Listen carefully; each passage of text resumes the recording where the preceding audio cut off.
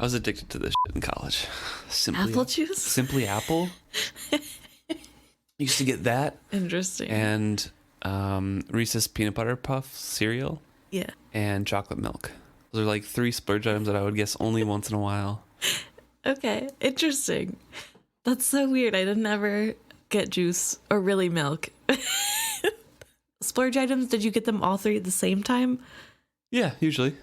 I was like in a breakfast mood, you know? My roommate bought shredded cheese all the time though, which is not the same. It's a dairy product. That's not a splurge item, that's a necessity. She just ate it plain. She would like every day at the same time come down from her bed, she'd open up her mini fridge, and then she'd eat a handful of cheese.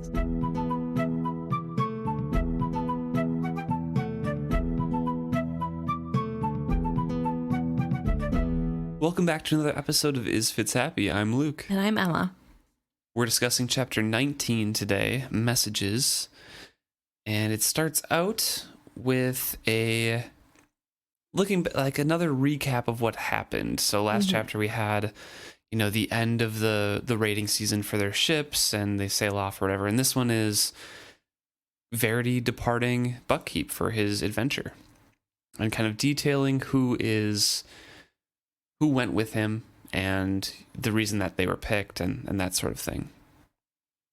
It says that the reason that Verity was going was spread around as to be going to their allies in the Mountain Kingdoms to gain help for the Red Ship Wars.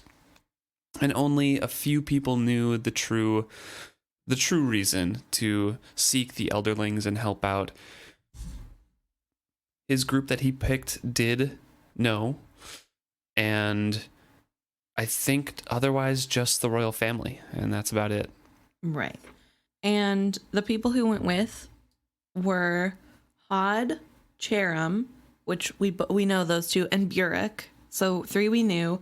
And then Chestnut, Keef, and Kef, who were all guards members. And I don't think we've heard of those 3 before. I don't think so either. But it's said that they were on Verity's honor guards for Chestnut for over a decade and Keef and Kef for multiple years.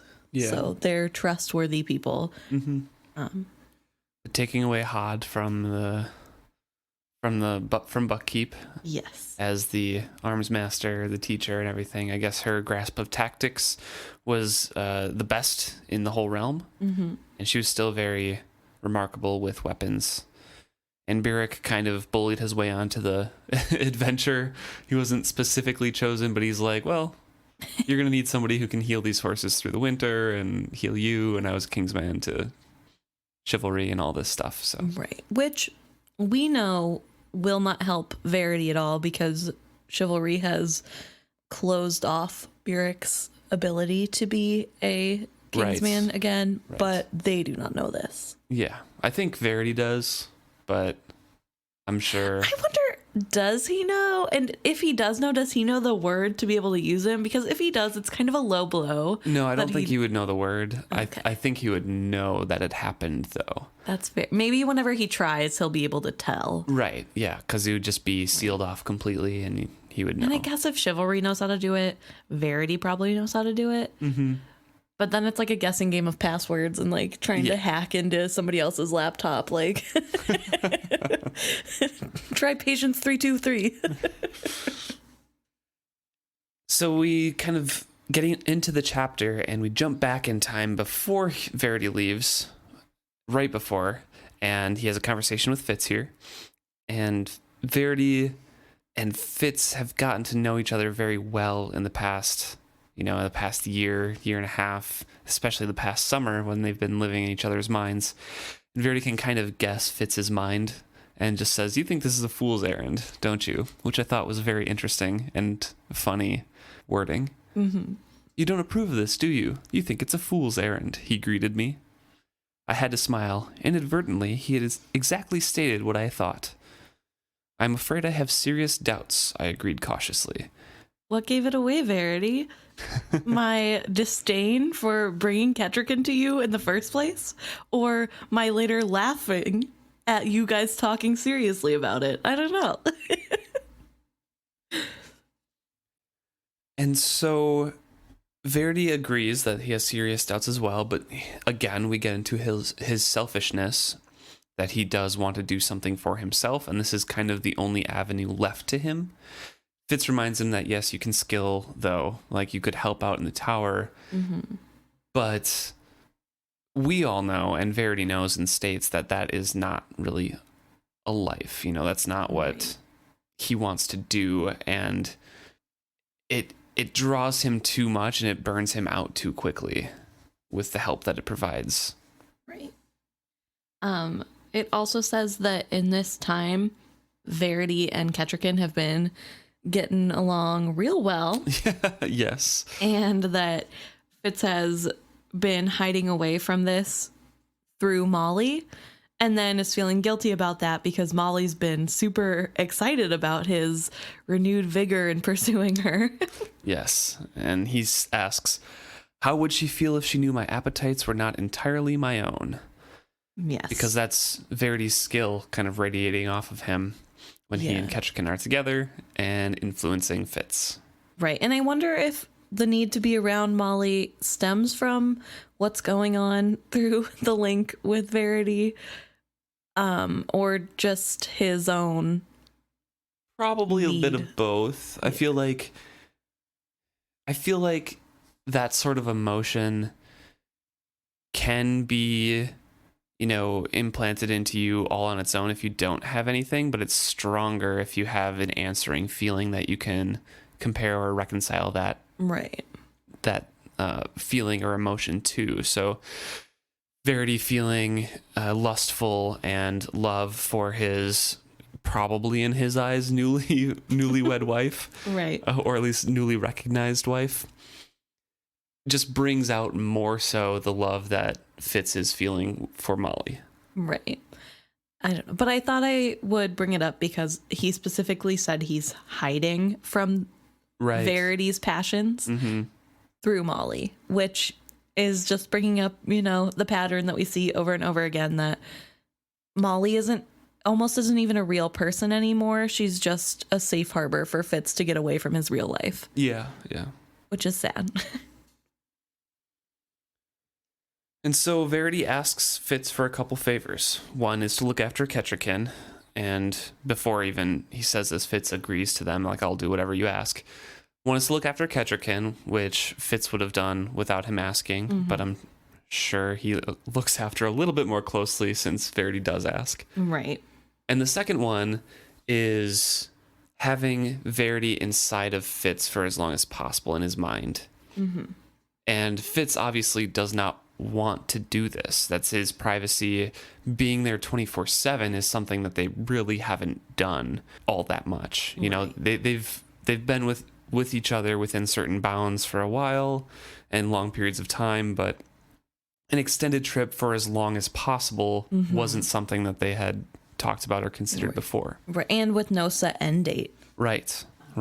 And it's interesting. I actually found this part really interesting because Fitz is trying to think it out in his head. He knows he can't refuse, but he says, already I had felt the boundaries of myself eroding before Verity's strong presence.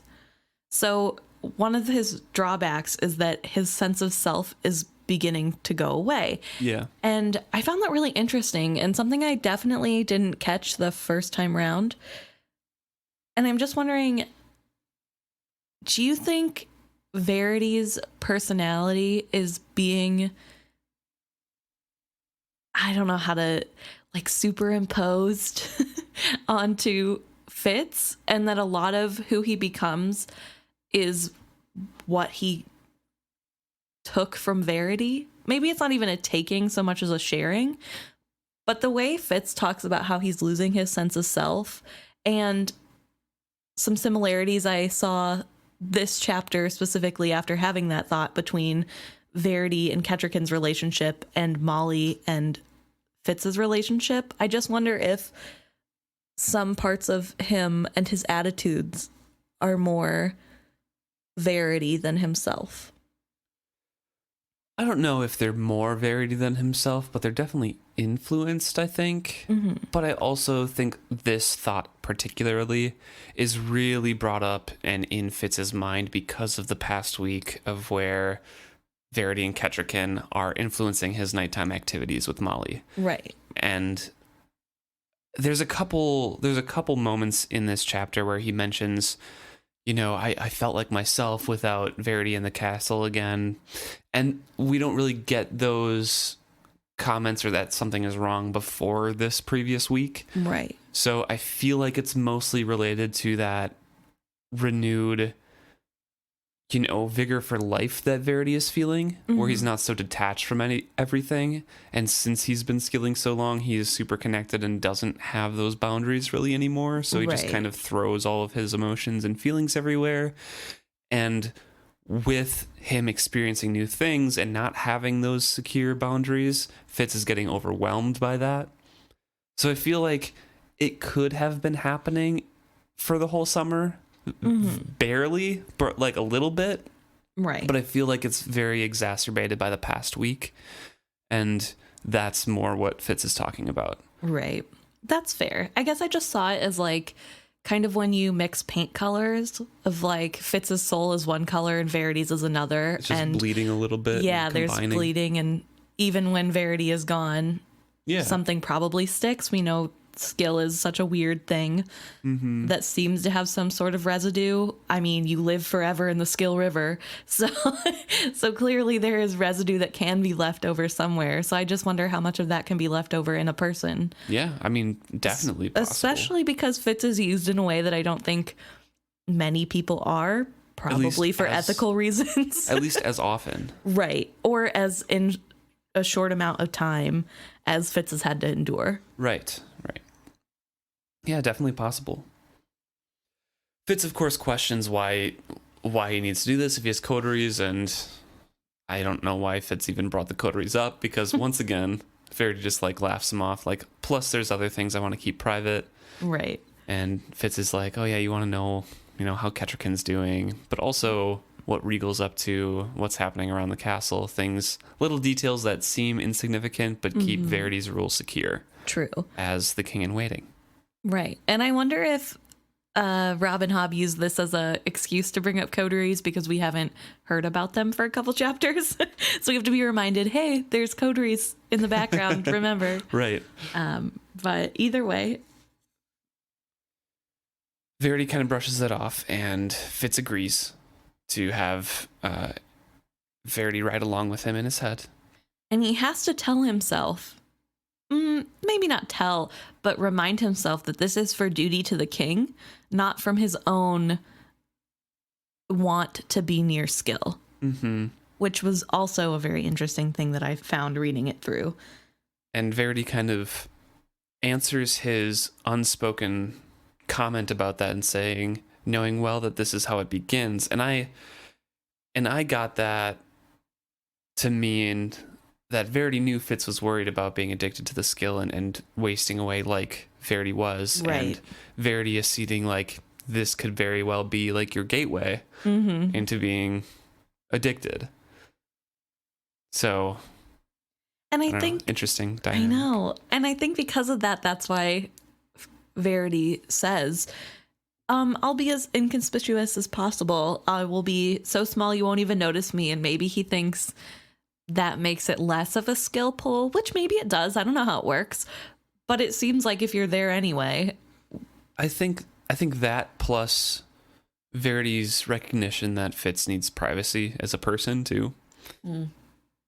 And I feel like they know each other pretty well. And, right. Verity is very trusting of Fitz. Yeah. Lets him keep Night Eyes a secret and all that sort of thing. So I feel like it's both a courtesy thing and maybe even I'll try to lessen the impact of me being here as much as possible. So hopefully you're not affected like I am. Which seems dangerous when you know who you're leaving behind in the castle. Not Fitz, but Regal. Wouldn't you want to have a stronger connection to be sure if something goes wrong, immediately? But I don't know that it matters. It seems like Verity can exert his will and make that connection stronger, but we know that Fitz's erratic ability prevents him from doing so the other way. So Fitz Right. would not be able to reach out himself, but Verity could check in. But also I wonder if it's like from Verity's point of view, since he is also trying to like live out his normal life and listen in with Fitz, I wonder if it would be kind of the same as trying to get your voice in your head to say two things at the same time, and just trying so hard to do that would be exhausting. So sometimes you'd have to put something on the back burner. Right. And probably Fitz gets put on the back burner a lot. Yeah, I mean, he's trekking through wilderness and in winter on mountains, so I'm sure he's pretty preoccupied with other things, especially when they get attacked. For sure. But that hasn't happened yet. They are saying their goodbyes now. This is the next day, the next morning. They're heading out. Kettricken has already said her goodbyes. She's standing up in the Queen's Garden, so nobody can see her tears if she does cry. And Fitz says he's the only one who is not bidding Verity farewell in the crowd because he doesn't need to, and he will talk to Verity. Right. Which also kind of isn't a great look, Fitz, but okay. Right. Just optically, you could at least do one little goodbye. I don't know. It feels like a kid sulking, but maybe that's the kind of image Verity wants, is that Fitz is sad he can't come along. I don't know. I do want to read the passage out, or at least a couple sentences here, about Kettricken. I stood at her side and endured the resonance of what she and Verity had come to share in the last week. I was both glad for her and heartsick that what she had so recently found must so quickly be taken away from her. And I just wanted to remark on, again, we mentioned it last week, but the tragedy of the situation. Yeah. They've been a happy couple for a week and maybe one day when Kettricken came to Buckkeep for the first time, maybe. Right. Like, that's about it. I don't even know if they started out happy. They just were better than they got. Verity could have. I mean, it was an important thing that he needed to do, and it helped the realm, so he would have been very invested. Right. And she was super attentive to him. I don't think that's the right way to phrase it, but she was super into him when she first came. Yeah. It was a little desperate, but it wasn't as like desperation feeling, I guess. Right. But yeah, only 1 week, really. Yeah. It is really tragic. And then they get, a couple weeks. I don't remember exactly how long the timeline is when they're at the quarry, but that's it. But also that time, Out of like 3 years. yeah, that time in the quarry is marred by the fact that he's not even a whole man anymore. Right. He doesn't even have memories. He's a shell of a being. Yeah. It's crazy. Ugh. And so with this longing, with this, intense grieving that someone that she is cared for and that finally is caring for her back, and there's that reception, that mutual love between them is leaving, she wit-quested after him. Very faintly, it was true, but enough that somewhere in my heart Night Eyes sat up, eyes aflame, and asked, "What's this?" Nothing to do with us, anyway," I added. "We hunt together soon, my brother, as we have not for too long." Just another little example of her questing after something. I wonder if this is why Night Eyes ships them together. He wants them to be together because, well, she's a powerful woman, but also has a wit sense, and so in some ways Fitz won't be alone. Well, also he warns against it in this chapter. Right. We get to a conversation. Later. Yeah, I know. We get to a conversation where she's like, be more familiar with me, Fitz. And Night Eyes is like, whoa, this is dangerous. This is like your leader's female. Don't be too familiar. And then later on, we see Night Eyes kind of pushing that a little bit more, like she's a good hunter, that sort of thing. Yeah. And I think that's partially because she gets to know him on the trip. Right. And is good with him and is a good hunter and things like that, and she impresses Night Eyes. But also because Verity is dying and Night Eyes can tell, and he's like, the pack needs a new leader, so you're stepping up into his place, and this is just what happens. Right. So I think That's it's a good little point, bit of like natural order and a little bit of like, hey, you guys are fine, you know? Yeah, interesting. Okay. I thought it was more like, oh, they're so compatible, but I guess it would be more like hierarchy of you're next in line, so you go, even though that's not how it works human-wise, but interesting. More to think about, I suppose. Yeah, we'll have to see how human Night Eyes gets over the course of the next book, because that could influence it, and it could be more of like you are compatible and be together if he's more influenced by Fitz's point of view as a human. Right. But if he stays more of like, this is, you know, pack animals and hierarchy like that, it could be more of just the natural order of our leader is dying off. We need somebody to step up into his role. Right. Interesting. So now we have Fitz alone. Well, not alone, but kind of alone in the castle. He talks about how he was dreading Burek leaving, and that recognizing that the reason that he's scared of Burek leaving was more because of the vulnerability he feels with both Verity and Burek gone, and how that makes him feel even worse that he's so weak. Like, Bud, the guy that's left in charge almost killed you twice. Maybe it's okay to be scared. But also he literally says he felt uncomfortably exposed with both of them gone, and that told me a bunch about myself that I really did not want to know. And here's where we get like some of Fitz's personality and shortcomings bleeding into the narration.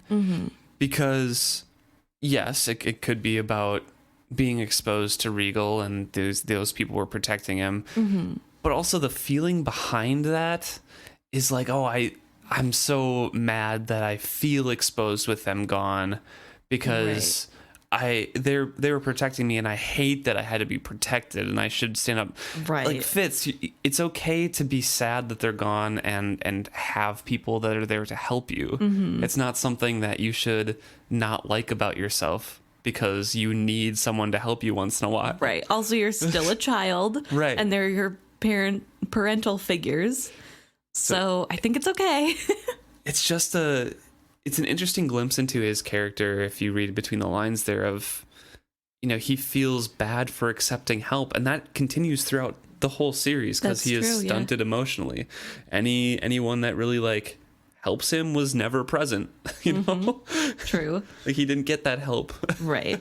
I wonder too if it's almost scary to have them gone, because with them there, he has a visual reminder as to why he's sticking to the path, why he is doing what's right instead of just running off with Molly. Right. And with them gone, it's no longer something he can kind of blame on them. It's all his own choices. Right. Maybe that's also a little bit exposing. I don't know, though. And so he seeks a little bit more comfort in Night Eyes, and they go hunting. And he says that when they are hunting forged ones, he brings Night Eyes along, even though the horse isn't super comfortable with Night Eyes ever. And then after the forged ones seem to be clearing up a little bit more, they go hunting just the two of them and can hunt prey of their own. And that's way more comfortable. Right. And I find it very weird that Fitz is like, well, Verity's gone, even though he's still in my head at all times. Better use the wit whenever I want to. It seems kind of like weird. he can keep it compartmentalized, because we've noticed that he's had conversations with Night Eyes while Verity is talking to him too. So I don't know. It's so Maybe hard he's to just very tell. confident, but it's also such a weird, like, I don't know, letting your guard down because Burek's away and Verity's away. But also, I wonder if that means Verity for sure knows now, because he's probably not being as careful, or if it's he just really lucked out and it is super compartmentalized. But like we've said, I mean, Verity is keeping his presence, literally quoted, coiled tight inside of Fitz's head. So I wonder if Verity is even peeking in or keeping that connection like open, or you know, even recognizing that at certain points. So if Fitz is talking with Night Eyes or hunting with him, he could not even be paying attention to what's happening in Fitz's brain. Who would want to live inside of Fitz's brain for who would want to live end? in any teenage boy's brain for a very long period of time. True. Teenager in general, doesn't even have to be a boy. Just like there are so much emotions going on there that like, ooh, no thank you. But we do see that the forged ones are becoming less and less of a problem.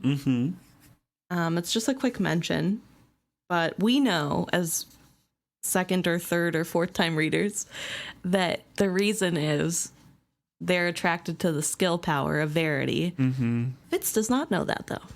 Correct. Yes. And we see here Fitz falling into the same old crap that he's done every single time, where he's lacked a little bit of responsibility or time in his day. Mm-hmm. Says, I tried to ignore things I knew were dangerous. And he ignores some of his responsibilities that he should be keeping up with. It says that, there are a bunch of parties and occasions rising up at Buckkeep that Verity is in charge of, and he's ignoring and avoiding those. And Serene and Justin are also much more in evidence around Buckkeep.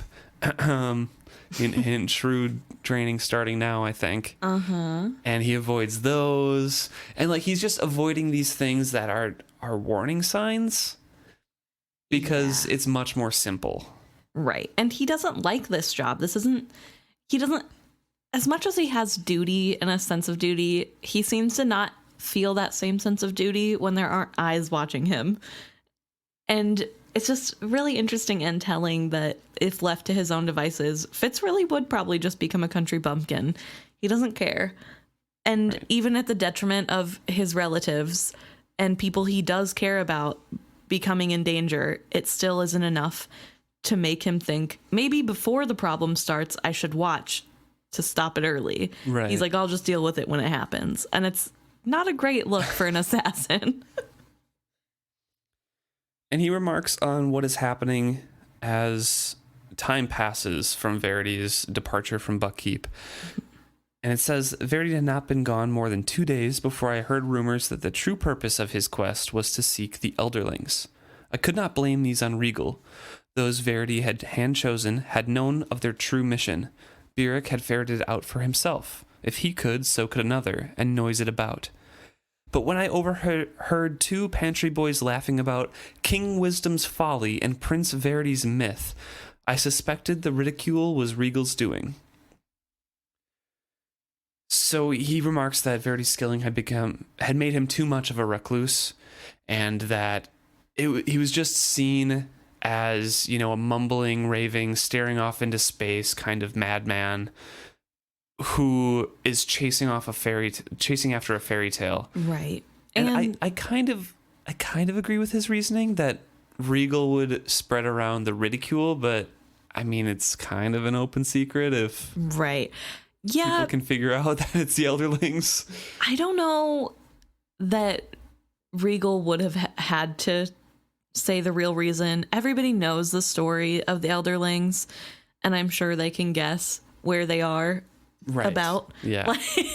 And I don't know, it just seems, I think you're right, and Fitz is right, that it's more Regal's doing of creating a fertile soil for ridicule for Verity that is causing this culture of like, oh, look at our stupid king, or I guess king in waiting.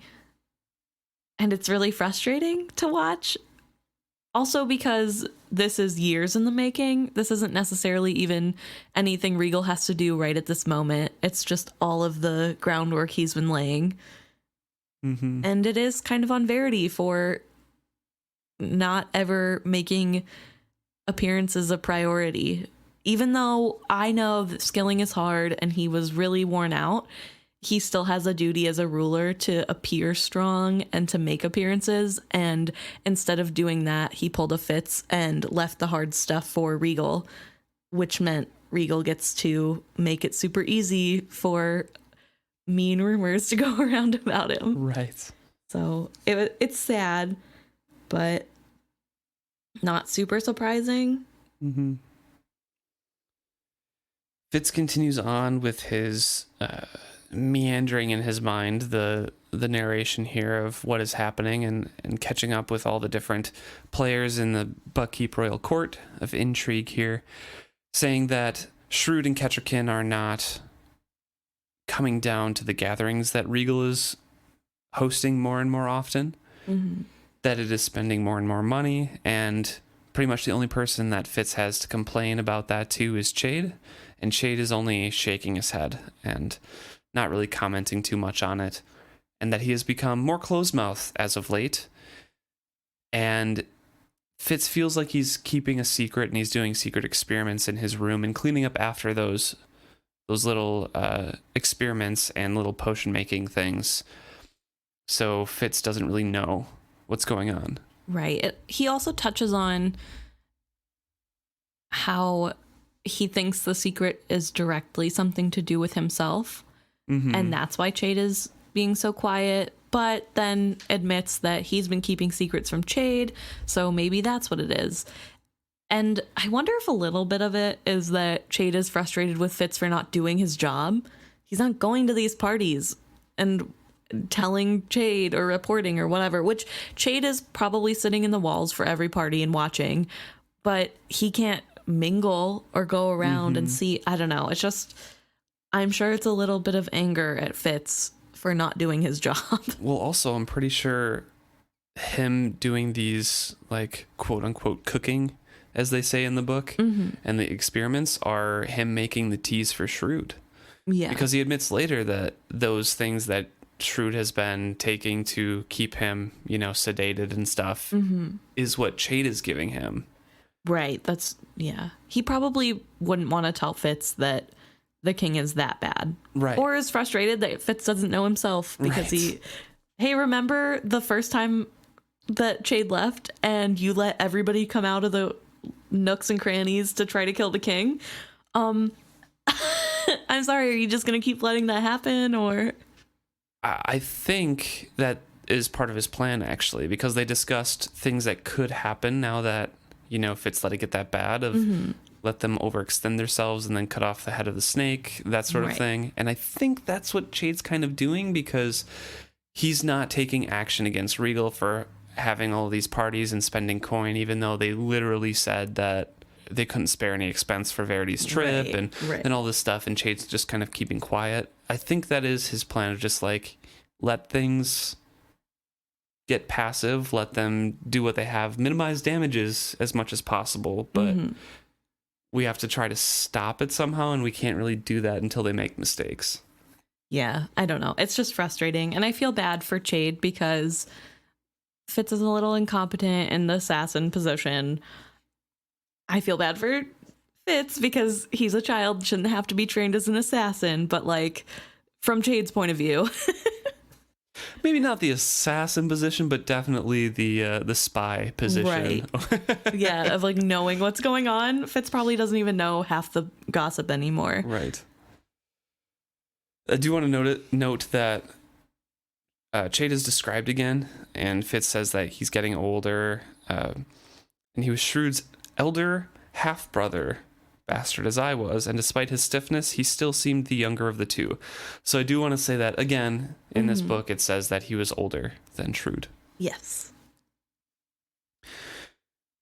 So we come to the next milestone here, 23 days after Verity left, and Fitz comes back from a hunt and finds the keep is buzzing with news, and he goes straight to Cook Sarah and asks her what's going on because the kitchen has all the gossip. Right. And I just want to make a quick note.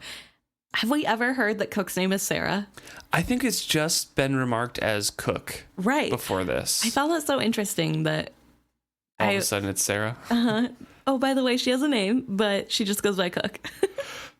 Maybe it could be a marker of Fitz growing up.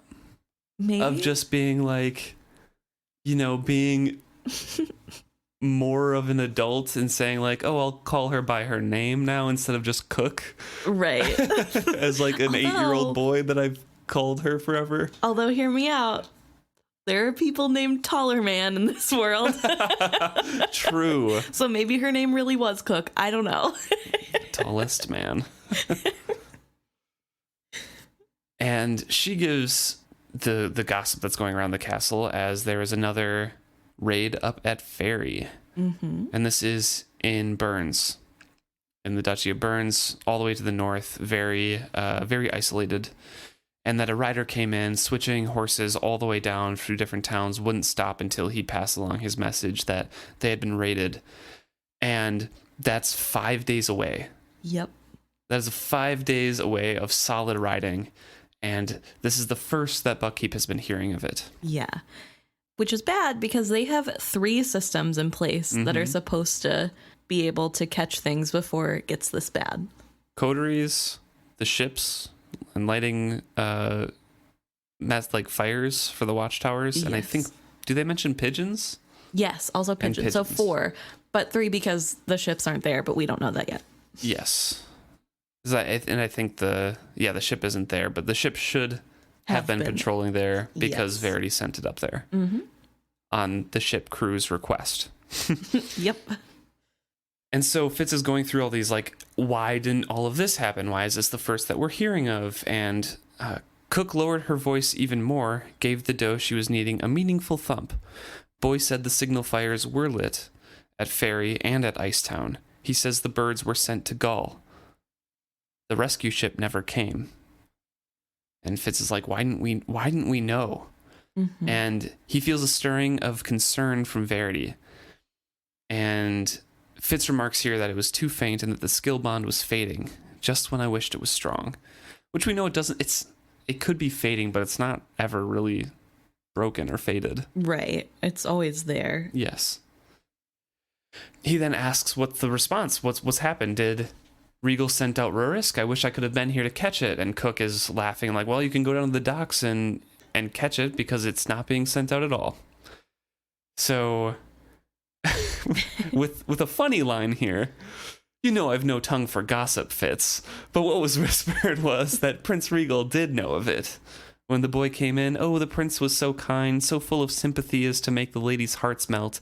A meal, a new coat, a small purse for his troubles. But he told the boy it was too late now. The raiders would be long gone. No sense to send a ship out now, or soldiers. And Fitz goes through the whole thing for the benefit of the reader with Cook Sarah here, like, then why wasn't a ship sent out to help the survivors? Like, why wasn't any of this done? Going through all the little steps. Yeah, at least send help for the people who survived or to get rid of the forged ones. It's winter almost. They're going to freeze to death. Yeah. And Cook is like, they said there was no coin for it. Cook bit each word off separately. Says the treasury was drained to build ships and man them. Said Verity took what little was left for this expedition to find Elderlings. A world of disdain on that last word. Cook paused to wipe her hands on her apron. Then he said he was very sorry, very truly sorry. This made me really frustrated because everyone has been there to attend all of the parties happening nightly for the past 23 days. Well, Cook definitely had to probably cook for them. So. Right, but it's made mention that there are like lots of people and lots of revelry going on. This isn't just normal hanging out with your friends. This is buying a movie theater out. And nobody's like, maybe it's because of Regal. They're all like, stupid Verity and his stupid elderling hunt. I'm sorry, what? Do you not have eyes? Are you not living in the castle with the man spending a bunch of money on nothing? Okay, sure. Let's blame the guy who's not here and can't defend himself.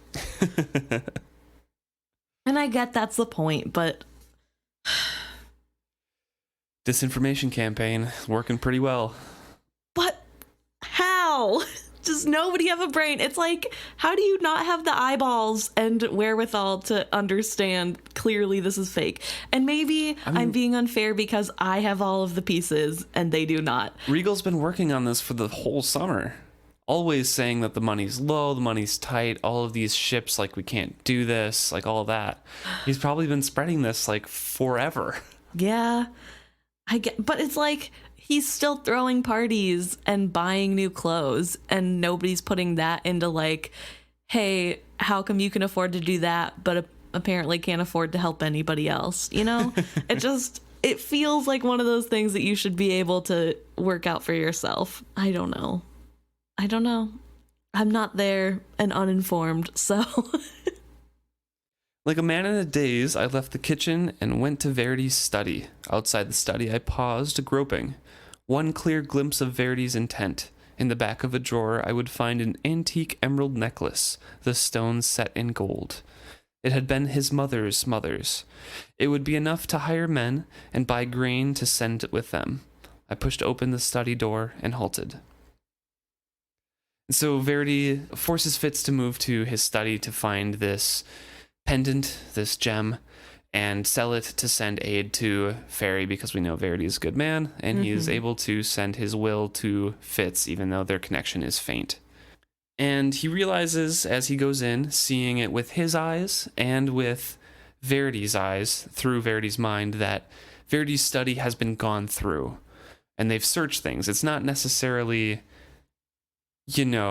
tossed, but everything is shut neatly. Everything is put away. The chair was pushed up close to the table. It was all too tidy for Verity because he packed in a hurry and left. And he was never, a tidy person to begin with. meticulous. So he finds the gem still there, and he finds other small valuable items that he can pull as well. So the question is hanging in Fitz's mind: who went through this, and why are the valuables still here? So what were they looking for? And my guess is Elderling scrolls. I don't remember if we get too much knowledge of what they were looking for. Right. I just don't remember. I don't remember either. I was thinking too, the Elderling scrolls, and that it's about giving the information. Probably the white lady wants it to get rid of any trace of help possible. Well, also they're trying to make their own stone dragon. Right. Which is one step on the path to bringing dragons back. So, right. I don't know. It's super weird. And I'm sure they tell us. I'm sure we find out. And it's probably next chapter, and we're going to be like, hey guys, sorry. But yeah, so his room has been ransacked. Yeah, and Kettricken walks in while Fitz is kind of grabbing some things here. And he's rolling up some maps and things like that, and he makes an excuse that Verity told me to take care of the maps. That's why I'm in here, just so they don't get damp on them and get ruined. She kind of explains, like, it seems so empty, there's none of his clutter, there's no scent of him. And Fitz is inquiring, like, oh, so you're the one who tidied up after him. And she's like, no, I would never do that. So again, Fitz is left with, okay, who did this? They didn't really take anything. What were they looking for? And Kettricken has time away here with just her and Fitz to ask him about the gossip, ask about what has happened at Fairy, and, ask if he's heard. And ask what's going on, basically, because she was not called in for any of those meetings. She was not informed of any of that. She heard through one of her attending ladies, because her attending lady overheard their two servants talking about it. One of Regal's servants. Yeah, one of Regal's talking with her servant. Yes. So, like, it's a really roundabout way, and Kettricken isn't getting informed about any of this. Right. And it's bad because as queen in waiting, she should have been the one informed. Regal should not have been. Yeah. Well, it should have been taken directly to King Shrewd. And then he could have called for... Yeah. Yeah. So Fitz says, by all rights, the message should have been taken directly to King Shrewd. I suspect it was, and Regal's men, who mind the king's door, sent for him instead of you. And there it is. Like, it should have been sent for queen in waiting. Right. In the prince's stead. Fitz remarks, I wonder if other messages have gone similarly astray. And she gets on this track then and has Fitz explain. And Fitz explains that the message birds, the signal fires, a skill message, any one of those should have brought word that Fairy was getting raided. One might go astray, but all three? And it gets that mind of going of conspiracy and all that sort of thing to Kettricken as well. And she immediately grasps the situation and says the Duke of Burns will believe his call for aid went unheeded. This is treachery to defame Verity. And she is, of course, a very impassioned and fiery person, and immediately wants to go and correct this and yell at Regal, I'm sure, about what's happening. Fitz explains that it would be much better to get proof because they don't have any. Right. And it could be just an accident.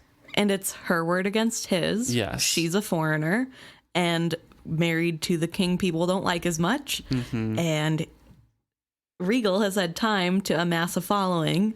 And the correct way of doing it is to have King Shrewd reprimand Regal publicly. Right. Not the Queen in Waiting, because if you say one thing and it's against Prince Regal and the king comes out in support of Regal, that's a house divided, and then you have no power anymore. Which is a good thing to point out. It's frustrating. Yep. I feel Kettricken's pain in needing to not beat around the bush. Why does it all have to be done in secret? Why are there so many rules of how to take care of this problem when it feels like Regal doesn't have any rules? He gets to do whatever he wants. But Regal is also playing by a set of rules that he made up. So it's harder. It's frustrating. And she is appreciative of this advice, and she pretty much thanks him and says, this is why he left you here, Fitz, to see these things for me. What? It was my turn to be jolted. I thought you had known. You must have wondered why he did not ask you to accompany him. It was because I asked him who I should trust as an advisor. He said to rely on you. Had he forgotten Chade's existence? I wondered, and then realized that Kettricken knew nothing of Chade. He must have known I would function as a go-between. Inside myself, I felt Verity's agreement. Chade, in the shadows as always. I just want to point out that this feels very similar to Molly and Fitz's relationship, that Kettricken is so trusting of Verity, and Verity continuously hides things from her for her own good and his own opinion. And this obviously has some problems later in this chapter, but I don't think I ever looked at the mirror of these two couplings until this chapter and saw, like, wow, Verity truly treats Kettricken in a similar way that Fitz does to Molly.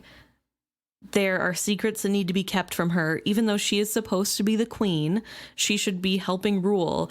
But instead of letting this person who has a powerful position in government have all of the cards, he's keeping them from her because he can play the game better. And it's stupid, and it makes me angry because she's clearly a very capable woman who, when given the cards, can make connections all on her own. Definitely. Although I'm wondering if this is Chade asking, like, don't tell anybody of my existence. I guess, but that's the only, like, agency. But it's a great parallel between the two. But I think Chade specifically be like, I want to be a secret, you know? Right. But also I think that this is just one example of many other secrets kept from her, and it makes me mad for her. Definitely. And so they're kind of thinking on what's going to happen next. And Fitz says that the Duke of Burns and his lesser nobles will come directly here. This is too important of a topic to just send messengers. They are going to visit, and they're going to ask, what answers that we have for the situation. What is happening? His coast is the most exposed of all, save that of Buck itself. And Kettricken's like, well, then we have to have answers worth hearing if he's going to come all this way. And she plans on following Fitz's advice here and going to King Shrewd, but then also makes good decisions of her own, saying, you can't come with me because that will be seen as me relying on you and me being weak in that regard. So I have to go by myself and having this conversation alone. And Fitz agrees with that. And even though he longs to hear for himself what Shrewd might say to her, he's like, that's a smart decision. So they kind of depart here. Fitz, she, as a last parting thing, she is making sure that he has a safe place to put Verity's maps. which I thought was a really cute gesture because it's something that he loved and she recognizes that. And when Fitz was saying like, oh, he asked me to keep these in a safe place, she's just making sure that they're safe for when he returns, making sure everything's good to go for you, Verity, when you come back, which is sad, but also cute. Sad because we know he won't, but like cute because she thinks he will. So. And so he steps aside from the door where she was going to storm out and yell at Regal. She walks out and we get a little description here. As she swept past me, her mountain sweet scent engulfed me for a moment. My knees went weak, and I cursed the fate that sent emeralds to rebuild houses when they should have girdled that graceful throat. But I knew, too, with a fierce pride, that if I set them in her hands this moment, she would insist they be spent for fairy. I slipped them into a pocket. Perhaps she would be able to rouse King Shrewd's wrath, and he would rattle the coin loose from Regal's pocket. Perhaps, when I returned, these emeralds could still clasp that warm skin. If Kettricken had looked back, she would have seen Fitz blushing with her husband's thoughts. We can definitely see the power of emotion that Verity has. Right. And the control that he's kind of not necessarily losing, but what that emotion does to the bond with Fitz. Well, I think it's harder for Fitz to block out emotion because that's wit and not skill-based. Exactly. And so Verity may not even know how much he's sharing. Mm-hmm. He may not know what's going across the skill line. But a lot of those are specific thoughts, too, which is just... Definitely, there are thoughts coming through. But, like, I think the overall emotion, being overwhelmed and the reason that there's window for it to come in is the weakening of Fitz's walls by the strength of emotion coming from. Yeah. We talked about that last week, too, I think. And I really do, even more with this scene, agree with that assessment that his wit just amplifies everything. And I wonder, too, if this is part of what Fitz meant when he said it's eroding his sense of self. Yeah. Because he's not only feeling his own feelings, he has somebody else who has similar-ish feelings that sometimes differ, but start in a place of similarity and then differ. And it would probably be really hard to say, oh, these aren't my feelings anymore when you're sharing a head with somebody. Right. After this encounter, Fitz goes down to the stables. He says that it's a soothing place for him, and even though Byrric's gone, he'd be welcome down there with hands, and, you know, he'd just be able to kind of check in on it, even though he doesn't need to, really. Right. He feels a sense of obligation to look in from time to time for Byrric, even though it's not his job anymore. Right. And so there's a little altercation happening outside of the stable doors here, where a stable boy is trying to hold on to a anxious horse, and some small dignitary is trying to grab the horse or get the horse from him, and there's a little bit of an argument here. Well, there's a older boy who's probably still a boy, and then a man that is the dignitary from Tilith. Right. Yeah, Tilth, as a man in Tilth colors, looked on, and that's the small dignitary that I was talking about. Yes. Yeah, but he has a serving boy, and then there's the stable boy as well with the horse. Yes, there's 3 of them. And Fitz kind of goes in there and calms the horse down because he recognizes the horse. And he asks the stable boy what's happening. And the man in Tilth colors is here to take the horse and send it inland to Tilth for the Duke there, because he's claiming that the horse is now his. And the whole conversation is about, you know, Hands didn't give the okay for this horse to leave the stables. That needs to happen. So stable boy, you escort the horse back in.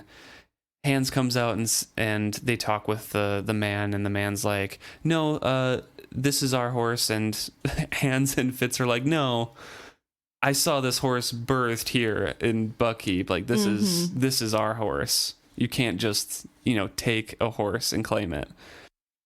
And the man is saying, no, we bought this horse. Plus a couple others. And I have the papers right here to prove that. So Fitz and Hands are, of course, really upset by this.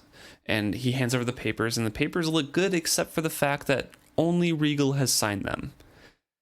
And since they're in Buckkeep, the king owns the horses, so it needs the king's signature or the queen in waiting's signature to sell these horses.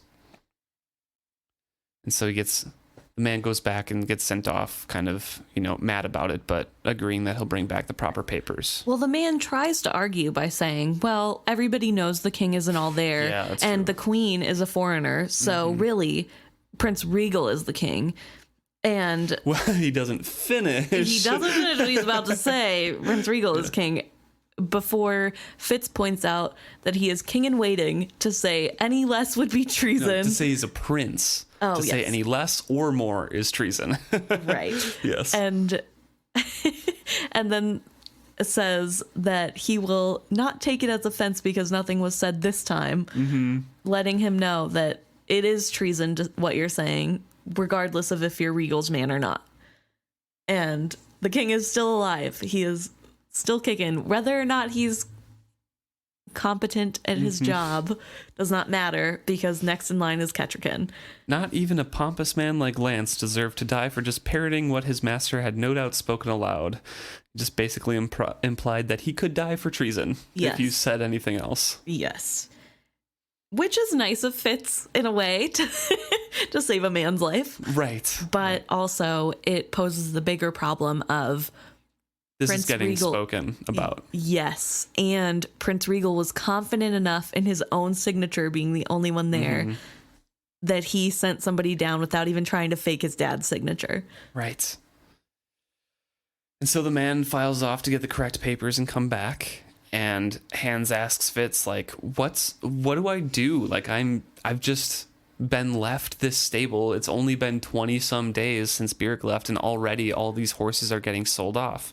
One of the mares is pregnant. Like, this is our stud horse for all of the wagon horses, I think they call them later, the cart horses. And these are the important horses. This is the specific breed that I think Byrrc himself has had a huge part in making, or making, is that the right word? Breeding. Yeah. And if even Hans himself points out that the mare that is pregnant, the baby has a ton of potential, and they're like planning futures on the baby that hasn't even been born. And what's he going to do when Byrrc comes back and he has an empty stable? Right. And Fitz reassures him, like, Byrrc couldn't do anything either. Yeah, it'd be happening even if Byrrc was here. Yeah. So. If it has the king's seal on it, you have to give the horses away. And Byrrc won't be mad at you for the king signing away. They're not Byrrc's horses. As much as Byrrc loves them and thinks of them in that way, they're not. They're the king's, and the king is free to do whatever he wants with them. Yeah. Frustrating. Only 20 days after, and things are changing rapidly. Yes, going so downhill, which you'd think Jade would see and be like, maybe we should stop hiding in the shadows. I don't know. Kill Regal. Get rid of all this problem right now. Isn't he doing it because the king is vulnerable?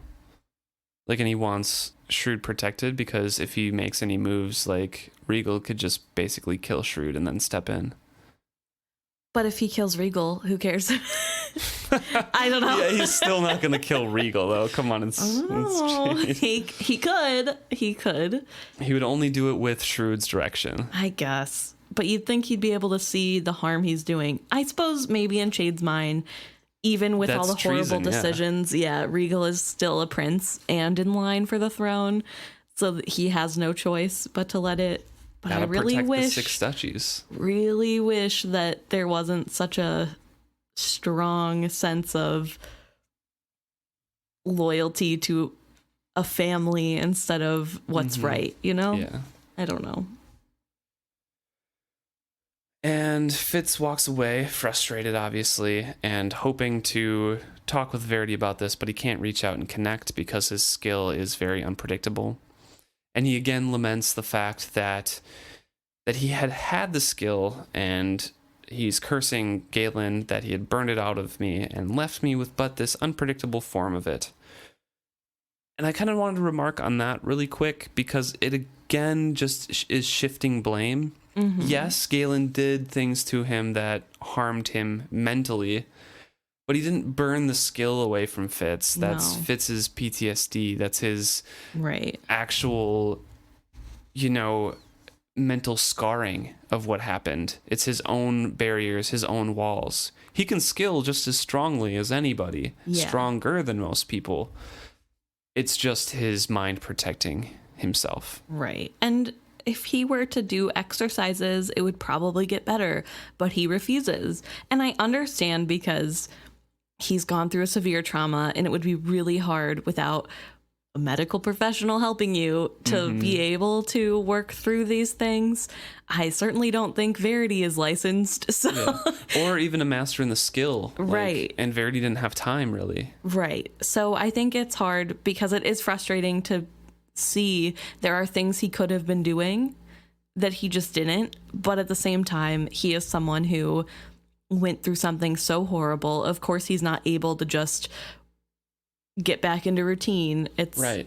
a little bit more complex than that, which makes it a good character flaw, that it's not just him being an idiot. It's has actual depth to it, and there's reasoning behind it. And thinking on the skill, Fitz has a little bit of an epiphany here. And that is, what of the coterie? What of Justin and Serene? And then he thinks, oh, the messenger birds from Burns, the signal lights, the skilled ones in the towers. All the lines of communications within the kingdom and with the king seem not to be working very well. Why were they failing? Yeah. Creeping dread spreading throughout him. Feels like this is a pretty good time to realize that the reason you couldn't be successful on the ships all summer is because clearly the skilled people aren't working for Verity. He saves the question to ask to Chade, and prayed that he would summon me soon. He called me less often than he had once, and I felt that I was not as privy to his counsels as I had once been. Well, and had not I excluded him from much of my life as well? Perhaps what I felt was only a reflection of all the secrets I kept from him. Perhaps it was the natural distance that grew between assassins. And I thought this coincidence, it's a coincidence at the moment, because I don't know if Robin Hobb had planned it out this far, but perhaps it was the natural distance that grew between assassins. I arrived at the door of my room just as Rosemary had given up knocking. Just remembering that Rosemary becomes, like, the next apprentice of Chade in Tawny Man, so... And they have a little cute conversation. We get kind of reminded that she's a little girl. She's, carefree, and there's nothing going on with her, and she's just trying to learn manners and stuff. And says, yes, did you need me? And she's asking, well, Queen in Waiting Kettricken wishes you to attend her at your earliest convenience. That's right now, isn't it? I tried to get a smile out of her. No, she frowned up at me. I said, at your earliest convenience, sir. Isn't that right? Absolutely. Who has you practicing your manners so assiduously? She heaved a great sigh. Fedrin. So we know that Fedrin is back from his travels in summer. We get reminded again of Rosemary being around and being used as a messenger, and Fitz thinks that Fedrin is training her as a messenger. A likely child. I doubted not that Fedrin was grooming her to be a messenger. I find the wording interesting. I doubted not that Fedrin was grooming her. I wonder if this is a little bit of past Fitz, who is our narrator, being like, I should have. Yeah, didn't have any doubts that it was definitely Fedrin and not anybody else training her, but whatever. Ugh. Poor Fitz. So he changes his shirt briefly, goes up to Kettricken's room, knocks on it, says, "It is now my earliest convenience," I told her, and this time was rewarded with a dimpled smile. I thought it was a cute interaction, even though we know Rosemary is a manipulated child and what happens with her later. Right. It's still a cute little interaction. I don't think Fitz can ever forgive her. No, I don't think so. Which is kind of sad, because I think Rosemary is kind of a victim in this too. Oh, 100% She doesn't know the whole story. She doesn't know what she's doing. It's a lot like Fitz when he was younger. And it made me think about how maybe some of the errands that seemed super innocent to Fitz whenever he was learning to become an assassin weren't as innocent as they seemed. Yeah. We know that later Rosemary is told to put grease on the top steps to the Queen Garden when Kettricken is found to be pregnant, which causes her to lose her pregnancy. And we assume that she doesn't know that that's why. And then I wonder, well, maybe when Fitz was given all those weird errands that sounded dumb, or like stealing Mistress Hasty's shears and hiding them somewhere else, was that framing someone for a crime they didn't commit? You know, like, we don't know the behind the scenes, and as a child it's just a fun game you're playing to prove that you can be an assassin or whatever. And I don't know, it just really made me think about, I mean, some of those tests were definitely used for intrigue. yes, I think he's like taking notes from people's coats sometimes and things like that. So definitely some of them, but it's hard to tell. And I'm sure Rosemary's getting manipulated the same way. Exactly. It's just a fun game. I don't know. It just makes me feel sad that Fitz can't see that. Well, maybe he sees it, but he's too stubborn to let go of the hardship that it brought on him to not have noticed earlier. And I think he's more mad at himself than her, but he's going to punish her for it. So he meets with Kettricken here, and she immediately asks, "Have you been recently to visit the king?" "Not in the last few days, my lady queen." "Then I suggest you do so this evening. I am concerned for him." "As you wish, my queen." I waited. Surely this was not what she had called me here to say. After a moment she sighed. "Fitz, I am alone here as I have never been before. Cannot you call me Kettricken and treat me as a person for a bit?" The sudden change in tone took me off balance. "Certainly," I replied, but my voice was too formal. "Danger," Night Eyes whispered. "Danger? How?" "This is not your mate. This is the leader's mate." It was like finding an aching tooth with your tongue. The knowledge jarred through me. There was a danger here. One to guard against. This was my queen, but I was not Verity, and she was not my love, no matter how my heart set to beating at the sight of her. But she was my friend. I owed her the comfort that friends owe one another. That's what I was talking about before, that little conversation there, that Night Eyes does view her like, this is, like, don't get too formal, like, this is your leader's mate. You can't do anything. And it's another bleeding over of Verity's feelings, I think, at the sight of Kettricken. I think, so on my first read through, I didn't pair Fitz and Kettricken together at all romantically. Which is crazy because all of these little scenes, too. And so in rereading it, I'm realizing how many of these little scenes where he's describing what she looks like and how pretty she is. But I think the first time through, I'm reading this as influenced by Verity. Right. These aren't how he feels. He likes Molly.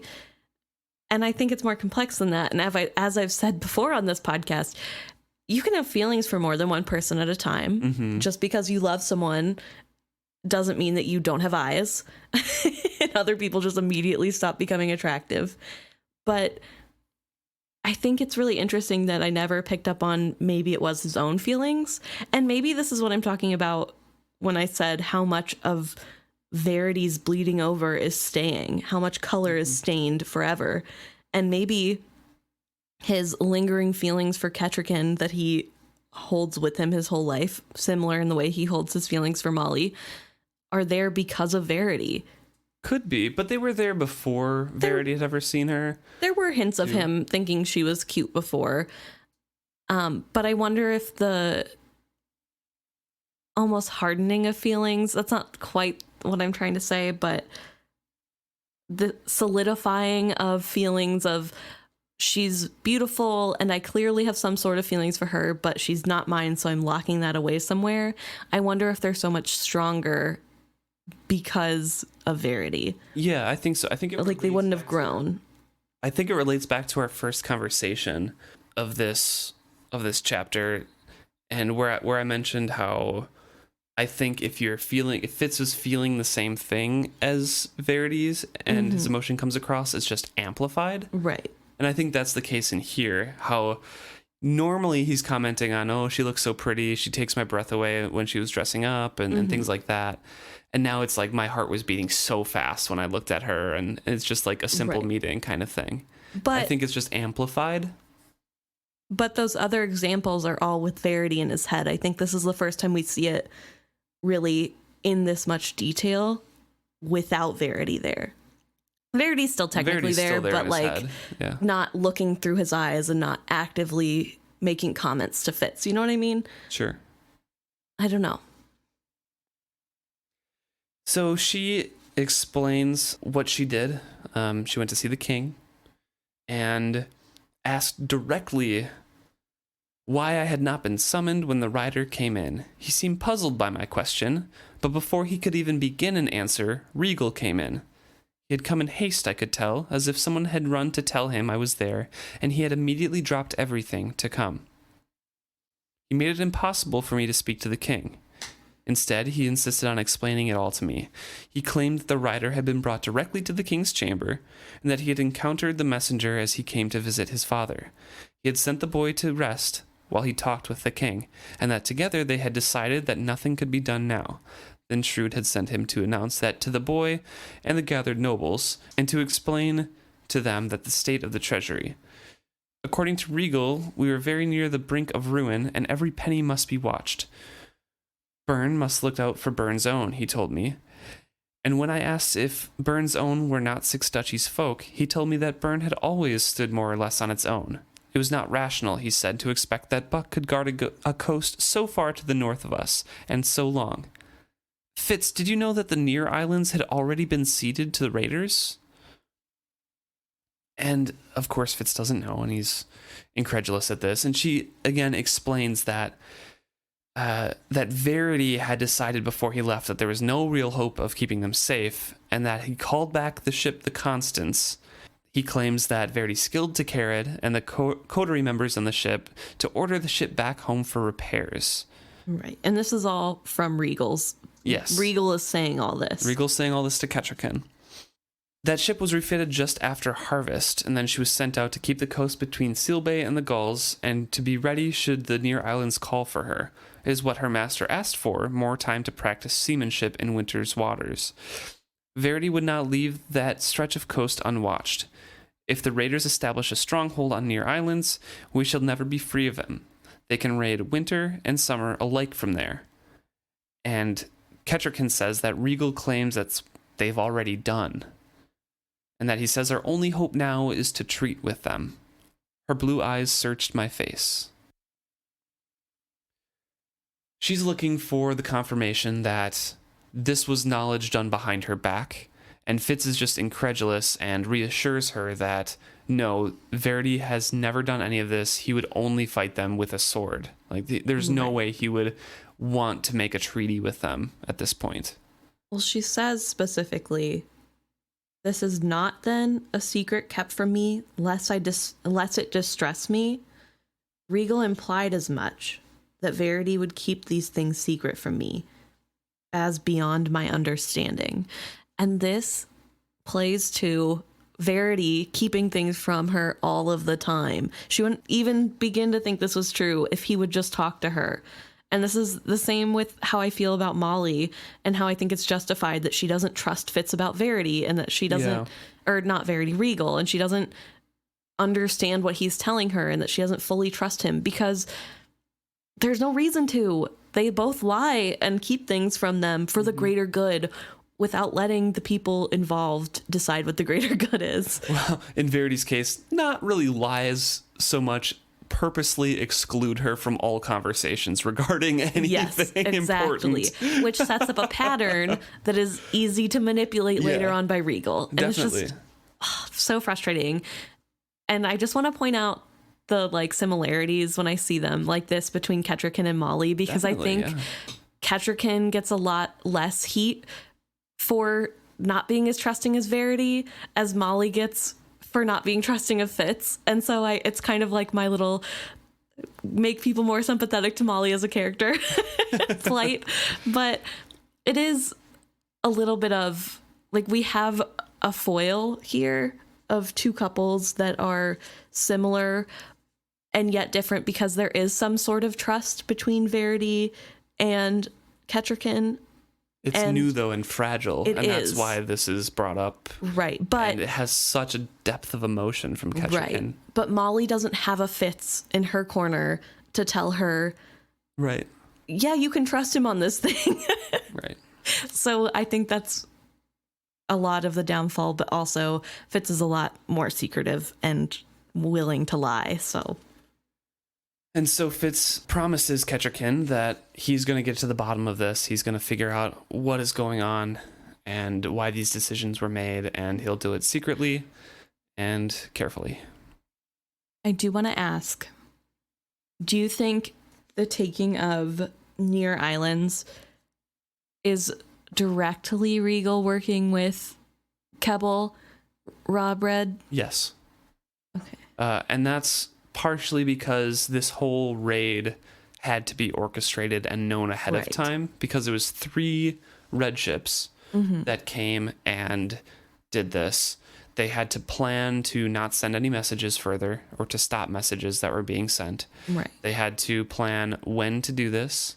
They had to be in contact with one another to recall the ship and make it seem like it was Verity's doing before the Red Ship Raiders got there, so the crew didn't bring back any rumors of red ships in the area. Like, this all had to be orchestrated out. Right. And that's what I said. I was wondering if it was maybe just luck, but I was pretty sure that it's you know me. Yes. I think they've been in cahoots since the first raids, or at least in contact with one another since the first raids, because there were too many timing issues even before the coterie was formed.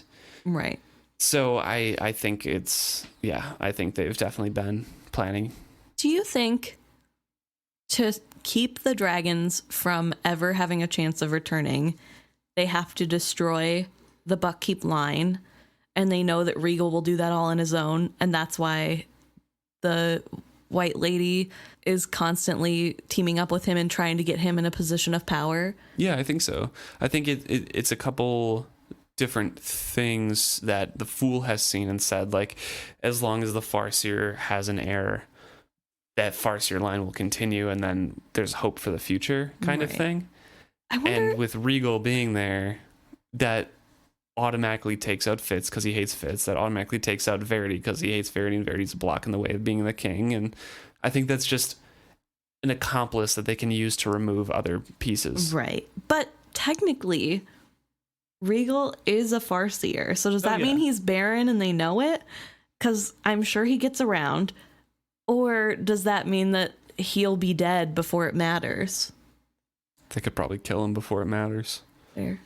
Or they don't see a future where things go well with him as a king. Well, yeah, because look at the kind of rule he holds for a very short amount of time. That's disgusting. So I don't think much would stop people from eventually getting up and rising against that kind of government.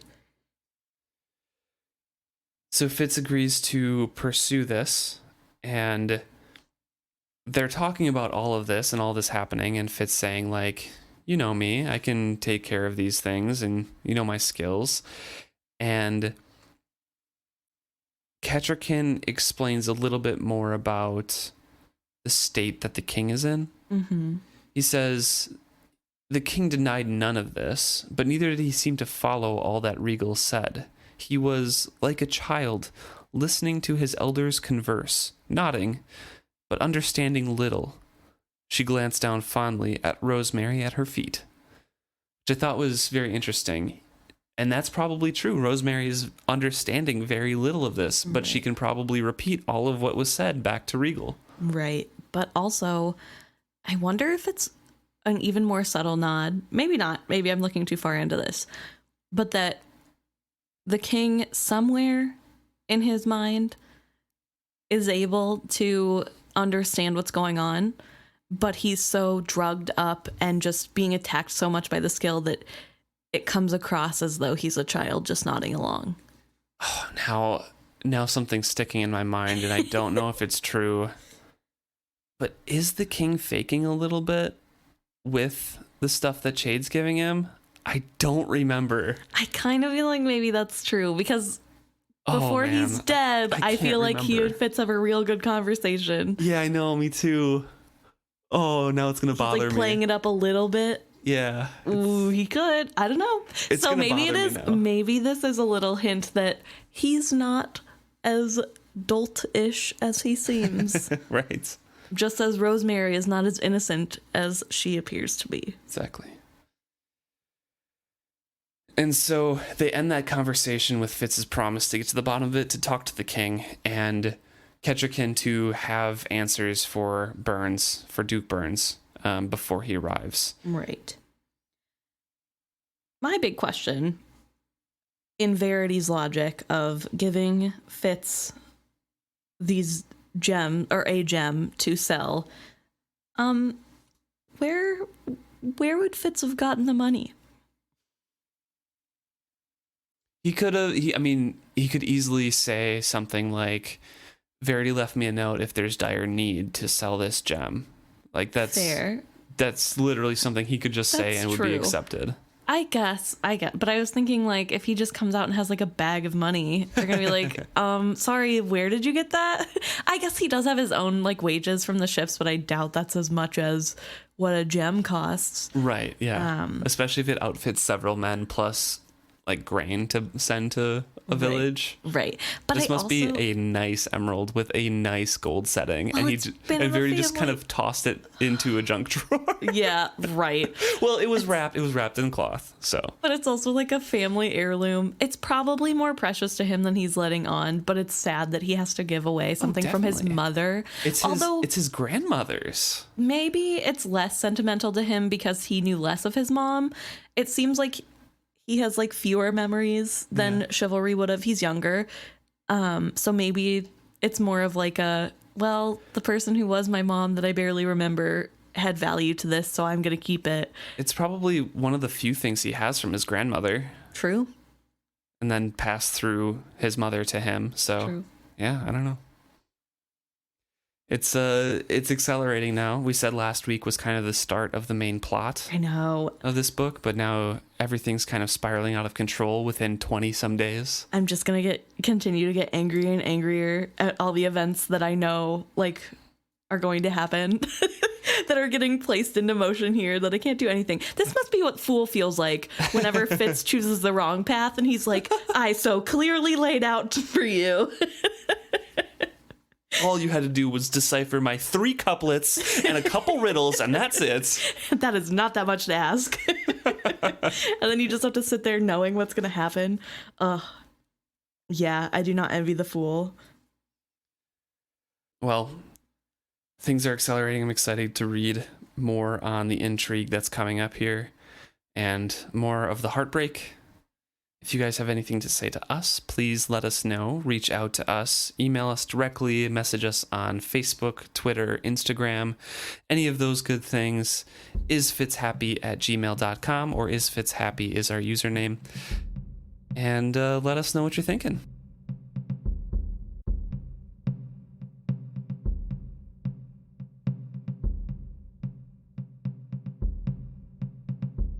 Wait, is Blue's Clues trademarked?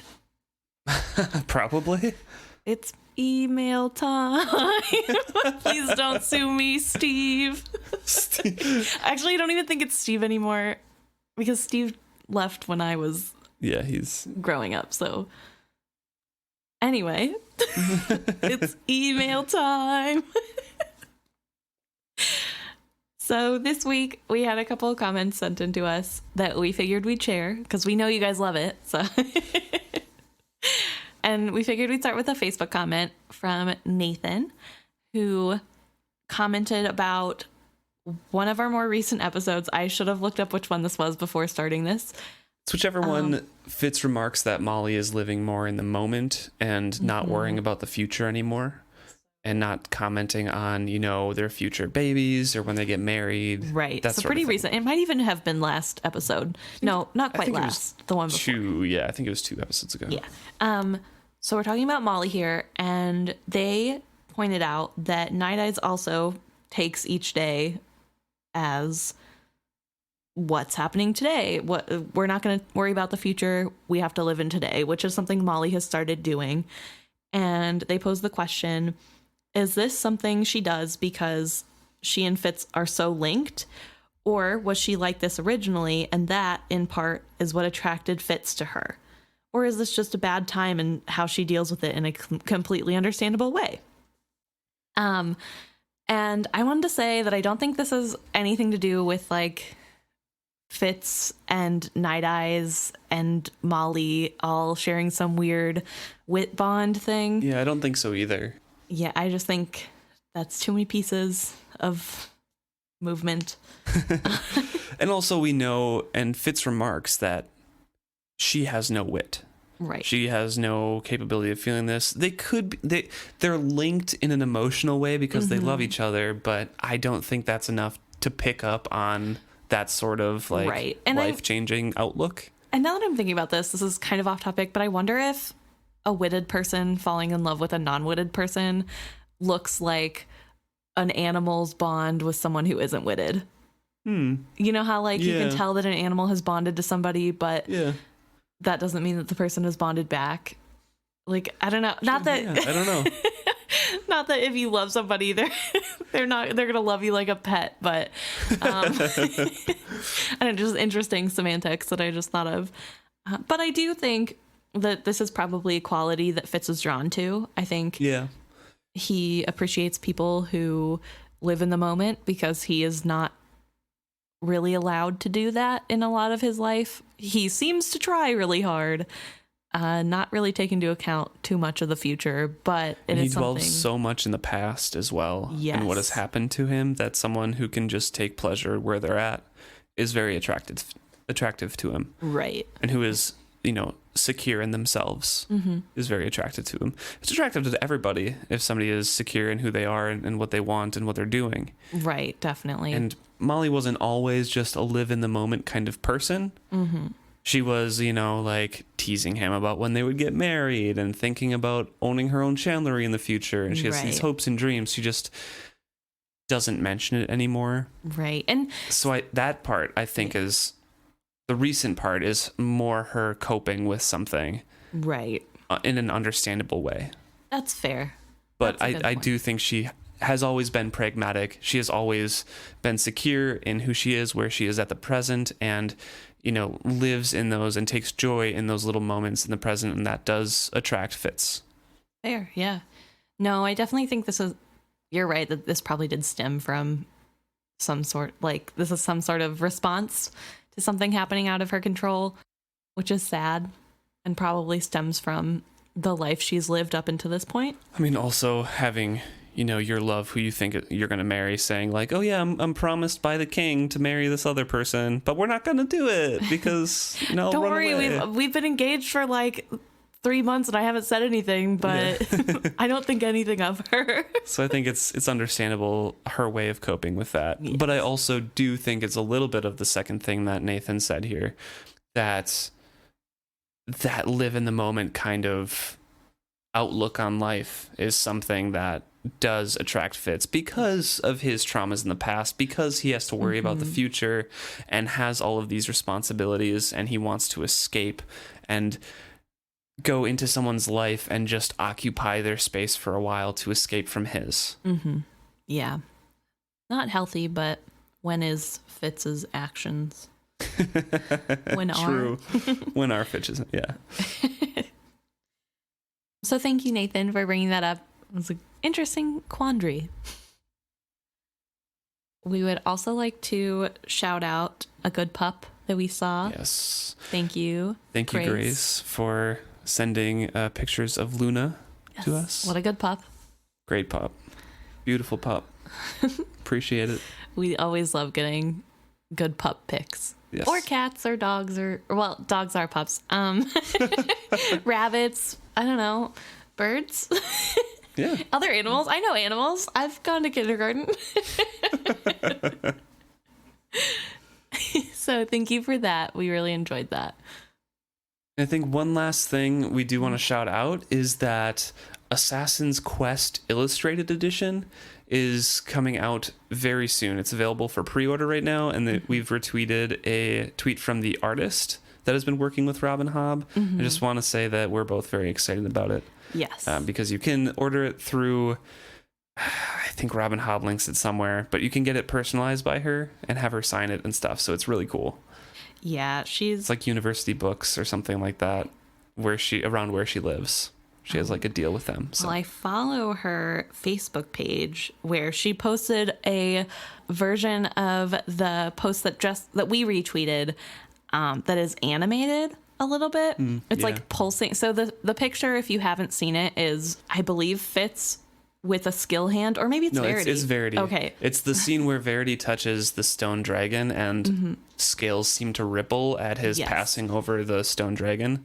Yes, and so he has a skill dipped hand and is touching the dragon, and it's really cool because the skill part, the blue skill, is animated to pulse kind of, so it looks like it's going in the dragon. It's so cool. I highly recommend, if you have a Facebook, going to Robin Hobb's official Facebook page to see. I can probably link it on our Facebook. It's not that hard. Yeah. If I haven't already, I will get to that. But yeah, it's just really, I don't know, it seems cool. I like seeing all the artwork. I think it's fun to see artists' interpretation of what the Six Duchies characters look like. It's just cool. Yeah, all the different interpretations, because there's definitely different ones than descripted, right. But they're still all really cool reimaginings of the whole world. So we just wanted to mention that because we have the first 2 copies. They are gorgeous. We're definitely going to get this third one, and we're hoping that the publisher continues with these illustrated editions, but we don't know for sure, and I don't think it's in Robin Hobb's decision to make. So as long as there's interest shown, hopefully they'll make more. So thanks, you guys, for reaching out. Thanks for all the people who, again, were super great about how much they love the show. We appreciate you guys. And we look forward to hearing from you guys next week.